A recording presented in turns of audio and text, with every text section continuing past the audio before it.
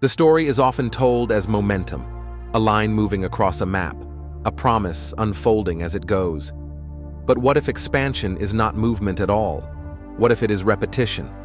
The same moral tension returning under new names, wearing new justifications, but asking an older question that never seems to go away. Westward expansion is remembered as ambition, or survival, or destiny. It is framed as courage against emptiness. Yet the land was never empty, and the courage was rarely simple. Beneath the familiar images lies a quieter pattern, one that appears whenever a society believes its future depends on moving forward, even as its conscience struggles to keep up. This inquiry does not ask whether expansion was right or wrong. It does not try to measure costs or tally outcomes. It looks instead at a recurring human impulse, the desire to outrun moral tension by moving into space, and the paradox that follows when the questions we carry refuse to stay behind. In the early years of the United States, the horizon held more than land. It held relief. Space promised resolution. Old conflicts, inherited inequalities, unresolved contradictions. Many believed these could be diluted by distance. If there was more land, there would be more room for belief to breathe, more room for contradiction to soften. This was not an unusual idea. Civilizations have long associated open land with renewal. When problems feel dense, space feels pure. When systems strain, the horizon feels forgiving. The belief appears again and again that moral pressure can be eased by movement, that complexity can be escaped by expansion. Yet the pattern rarely unfolds as hoped. As settlers moved west, they carried not only tools and stories, but assumptions, ideas about ownership, about belonging, about who counted and who did not. These ideas were not left behind. They traveled intact. The same moral conflicts that existed in the East did not dissolve in the West. They reappeared, reshaped by new conditions, but rooted in the same beliefs. Each new territory reopened old questions. Who deserves land? What justifies taking it? Whether progress requires sacrifice, and whose sacrifice counts. These questions were not resolved by movement. They were repeated again and again, each time framed as temporary, necessary, or exceptional. There is a temptation to view this as a failure of foresight, as if better planning might have prevented the paradox. But the recurrence suggests something deeper, a human tendency to treat space as an answer rather than a setting, to assume that moral contradictions are situational, not internal. In ancient traditions, expansion often followed a cycle. A group grows, resources tighten, tension rises. Movement follows. The movement promises renewal, but also recreates the same moral pressures in a new place. The cycle does not break. It repeats, often with greater intensity, because the unresolved questions now have a longer history. The American Westward movement fits this pattern closely. It was not only about opportunity, it was about belief. A belief that the future could be cleaner than the past if only it were far enough away.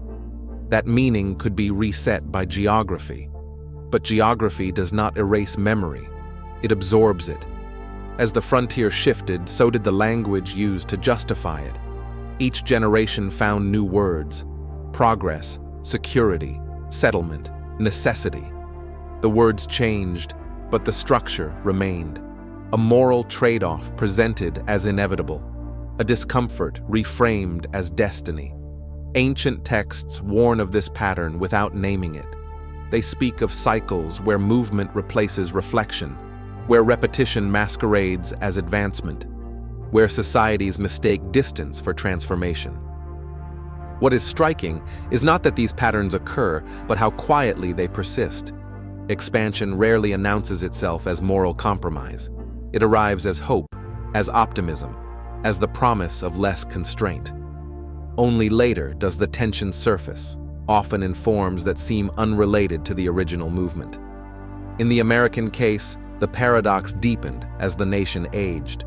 Expansion continued, even as the original justifications grew less convincing. The belief endured, even when the land ran out. When physical space could no longer absorb contradiction, the pattern sought new frontiers: economic, technological, ideological. This suggests that westward expansion was not solely about land. It was an expression of something older, a recurring human response to moral density. Move outward when inward reckoning feels too heavy. But movement does not resolve belief, it amplifies it. Each time the pattern repeats, the stakes increase. The past grows longer. The contradictions accumulate. The illusion of a clean beginning becomes harder to sustain, yet more tempting to invoke. Ancient wisdom often frames this as a test of restraint, not restraint as denial, but as the capacity to remain with discomfort, to resist the impulse to escape unresolved questions by changing location or circumstance, to recognize that some patterns follow not because they are imposed, but because they are carried. In this light, westward expansion becomes less a story of conquest or growth and more a mirror, a reflection of how societies manage moral tension when belief outruns clarity, when identity hardens faster than understanding. The paradox is subtle. Expansion promised freedom, yet required boundaries. It promised equality, yet reproduced hierarchy. It promised renewal, yet depended on forgetting. Each promise contained its opposite, and each movement forward layered the contradiction more deeply into the collective memory. This is not unique to one nation or time. The same pattern appears wherever movement is treated as solution: in migrations, in colonization, in ideological revolutions that believe starting over will end the need for restraint. The language changes, the direction changes, the pattern remains. What lingers is the quiet question beneath it all. Not why expansion happened, but why it felt necessary.